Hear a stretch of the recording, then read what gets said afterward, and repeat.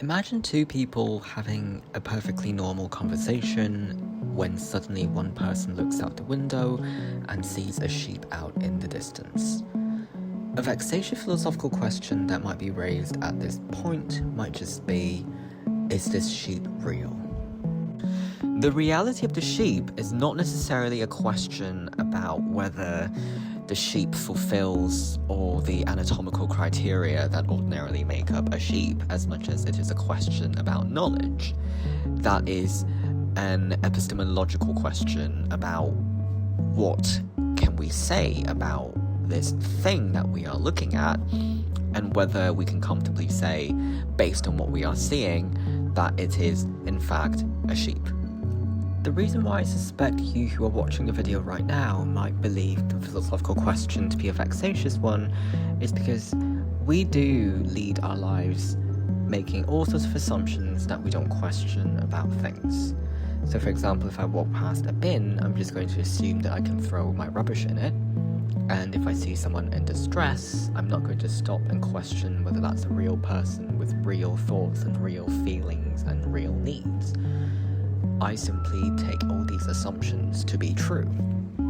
So within the context of a conversation, the more odd or the more off-kilter thing to do would be to actually break out of the conversation and to lead your conversational partner on this tangent over whether the sheep is real or whether our knowledge of the reality of the sheep is real. But I also suspect that if you've clicked on this video and you've made it to, well, here, then you are at least curious about where this conversation is going to lead us.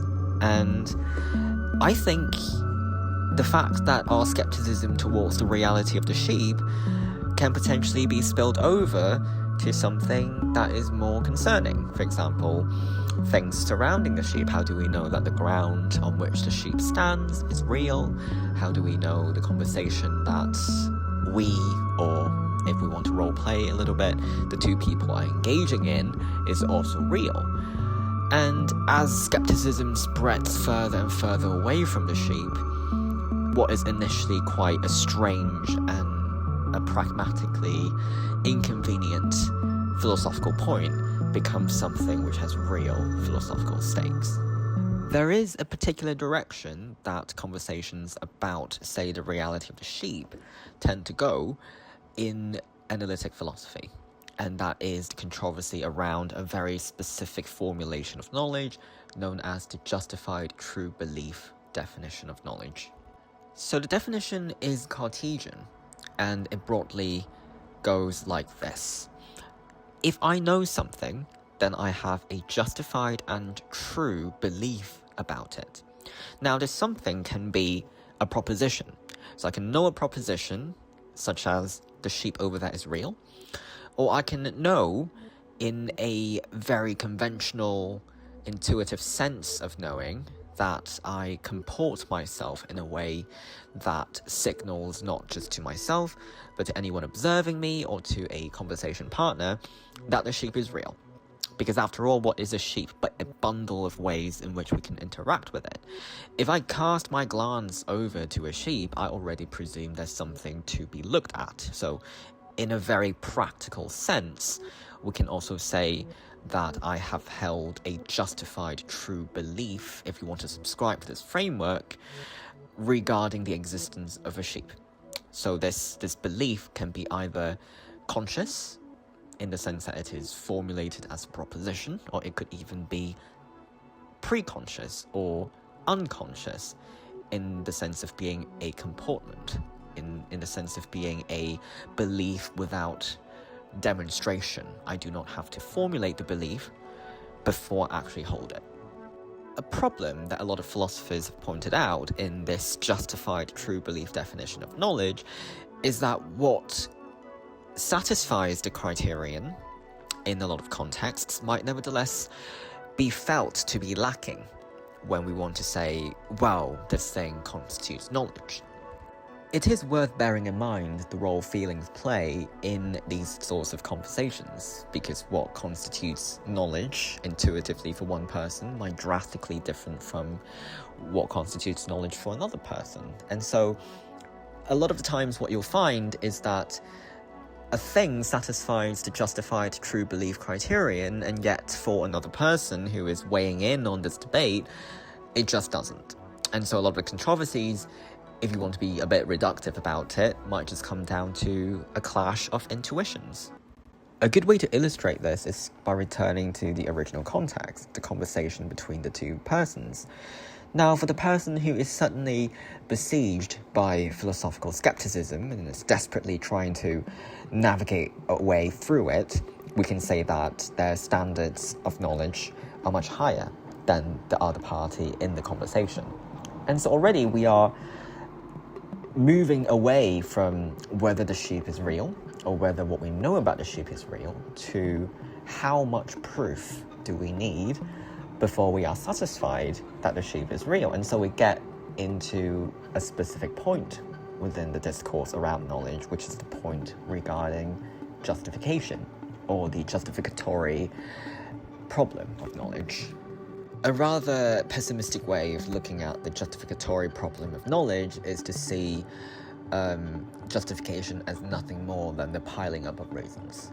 So imagine the non-skeptical party of the conversation could very well respond to philosophical skepticism by saying, well, I believe in the existence of the sheep, or I believe in some manner of existence of the sheep because of reasons A, B, C, D, and E.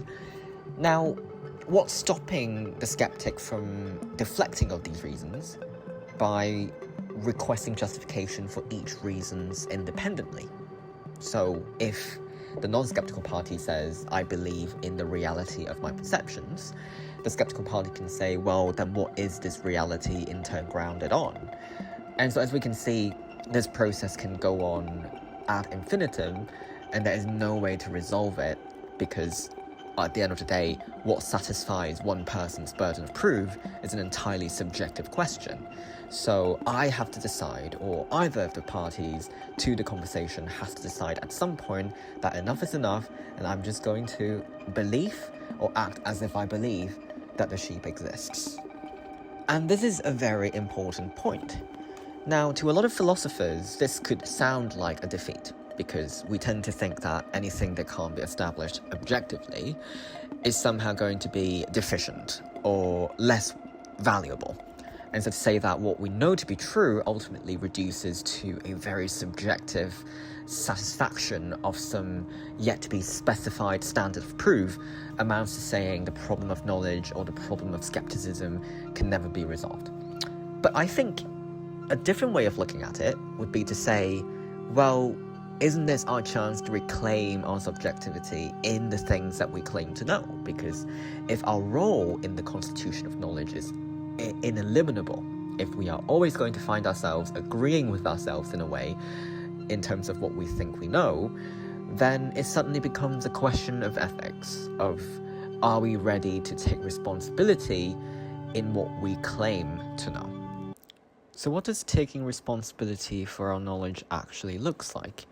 Now, for a lot of people, and myself included, as someone who used to do a lot of debating, the immediate instinct is to go on argumentative mode, to argue for my conclusions, to take a stand, and to tell other people that I am right and here's my reasons.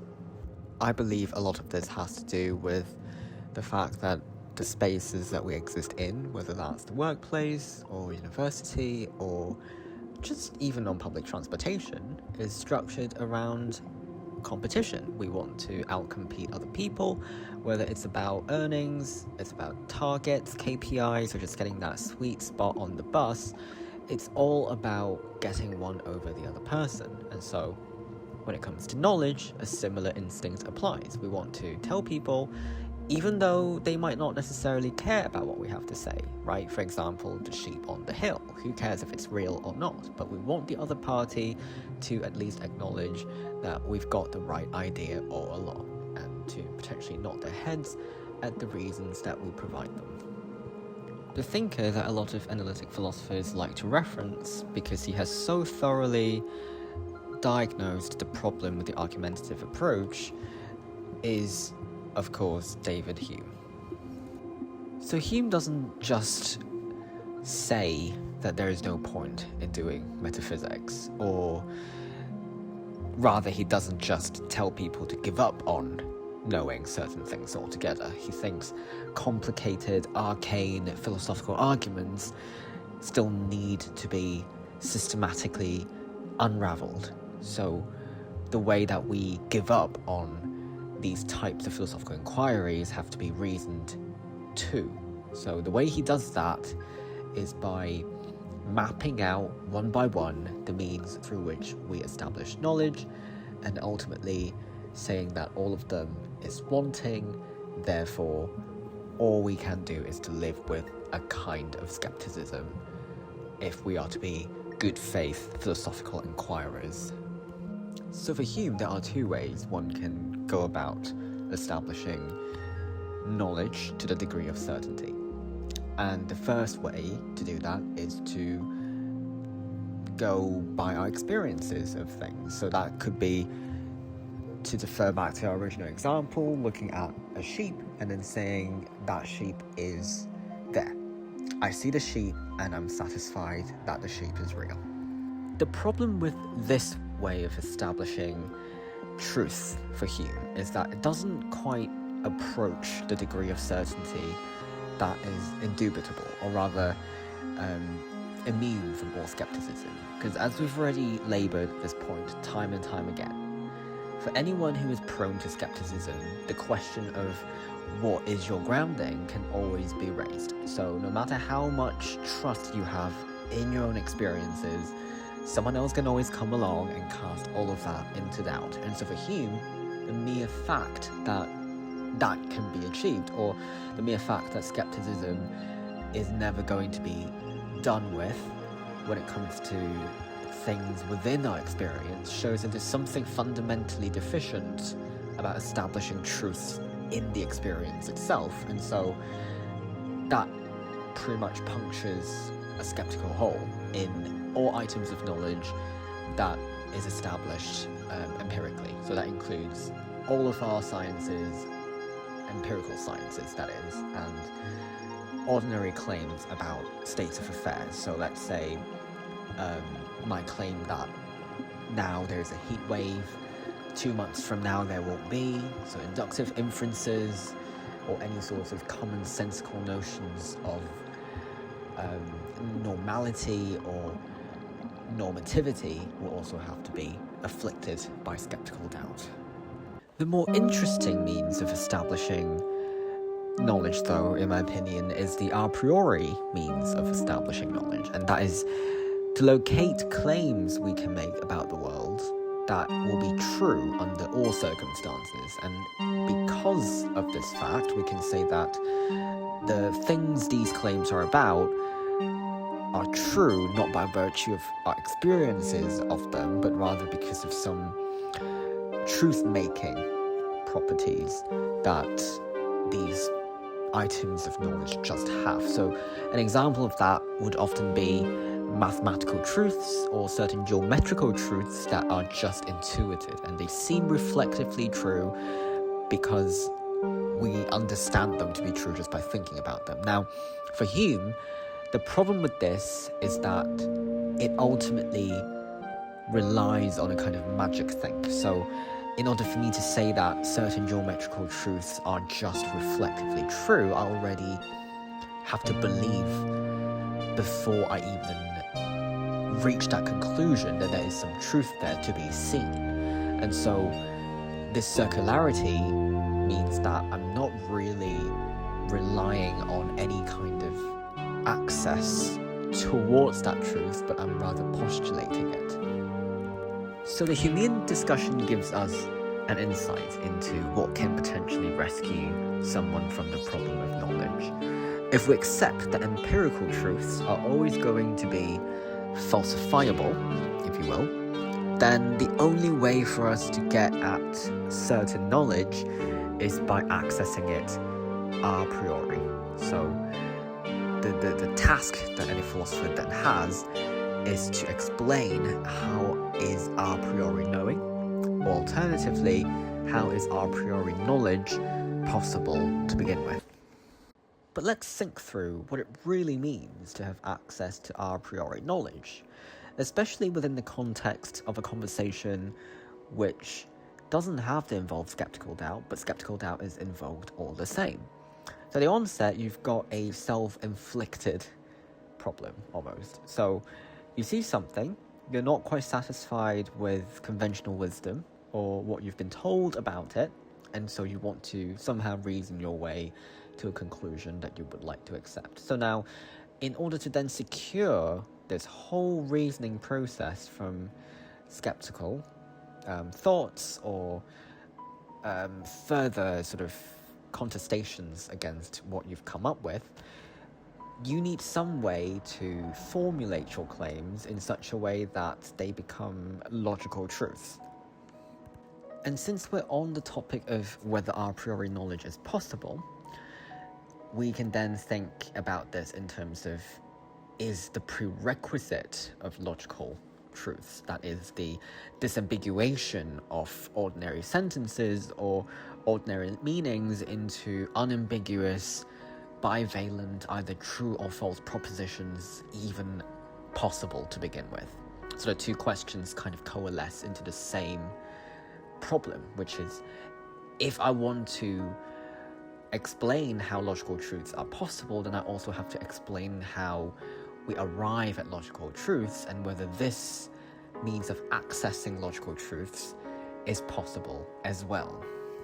And this is where Hume really has the upper hand, because if we think about the ways we talk or the way sentences are ordinarily understood, they are rarely unambiguous, right? So take the sentence, I did not clean the room.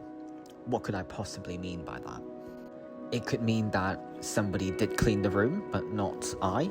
Perhaps my partner has cleaned the room. Or it could mean that I did something to the room, but I did not clean it. So if I dismantled the room, conversation style, then yeah, I did not clean the room. In fact, I did the opposite. Or it could mean that I cleaned something, but not the room. So it could mean that I cleaned my shoes, I cleaned my backpack, but I did not actually clean the room that those items were in. Or it could mean that I cleaned the room, but the room did not become clean. So I did not clean the room because I was not successful at doing it. So there are a variety of ways that we can interpret ordinary sentences, and the means through which we prioritize or deprioritize certain interpretations once again requires disambiguation, which leads us back to the same problem. And so it becomes more and more bleak as we think about it, because before logical truths can be approached, we have to be able to disambiguate meaning. And if we can't disambiguate meaning, then the prerequisite for the only means of accessing certain truths seems denied us altogether. In a lot of ways, you can say that philosophical skepticism is just another disappointment in our lives, which, pessimistically speaking, can almost be characterized as a series of disappointments punctuated by occasional fulfillments. And so it really looks like, at least to me, that this argumentative approach, which is doomed to fail, is also repeating a pattern which we seem to already be inhabiting. So it's not really something that is new, but what it does bring to our day-to-day lives is a feeling of despondency, because it prevents us from actually approaching knowledge in an active way. Rather, we are just passively witnessing the train wreck that is our inability to arrive at certainty, at security, at a convergence with an image of the world that we have in our heads that was never all that real to begin with. But notice the other side of endlessly repeatable philosophical disappointments is actually a kind of void, because it is uncharted territory. We are very familiar, and indeed we are quite comfortable with giving reasons or justifications, or sometimes not being able to do that. when the whole discourse of knowledge has to do with its establishment rather than its unraveling. But to actually live on the other side of the justificatory problem of knowledge is to actually acknowledge that there is a post-knowing life, in the sense that when we stop asking questions, when we've decided to stop asking questions, there are real ramifications or kind of pushback. So, for example, if I simply acknowledge that the sheep exists, suddenly the question becomes, what do I do with this entity that has entered my world in the middle of a conversation that I notice? Do I stop myself in my tracks and pay attention to it, thereby withdrawing from the conversation that I'm already in? Does that make me a rude person? Does that make me a subpar conversational partner? Do I bring the philosophical scepticism onto the table so that I can invite my conversational partner along with my ride, or do I simply repress it and never think about it ever again? These are all choices we can make, and oftentimes they happen really quickly. They are micro choices with no right or wrong answers. I guess the takeaway of this section really is just that there's actually more than one stance we can take towards a world that does not contain the intrinsic possibility of absolute knowing. So, practically speaking, what that means is it opens up alternative approaches. We can deal with the feeling of being let down, or the feeling of not knowing, or the unsettling sensation that there's just something that could have been known but actually isn't, because there's no way for us to wrap our heads around what that thing is to begin with. And instead of despairing or leaning into the disappointment by simply adopting a nihilistic stance where everything goes, maybe it's about sitting in the uncomfortable space in which we, quite frankly, just don't know. We don't know if the sheep is real, but we do care that we want to know. And in so doing, we can acknowledge our desires in wanting to know about the sheep, or we can do something about those desires by asking questions, by reaching out to the sheep, by reaching out to our conversational partner, by engaging in the world on terms that don't always involve winning an argument or arriving at some theoretical completion in which the sheep is established as an absolute certainty. And this concludes the first video on this channel. In truth, this video is an adaptation of a blog post I made a couple years ago. So if you're curious about my writings, or if you would like to read this in a dialogue format, which was the way I wrote it initially, then do check out my blog, and the link is in the description. And if you've enjoyed what you've heard so far, consider becoming a subscriber, hitting a like button, or leaving your thoughts in the comments. I would very much like to adapt more of my posts into videos, where I cover other topics and potentially give you some food for thought. So yeah, that's it from me. Hopefully see you next time. Bye.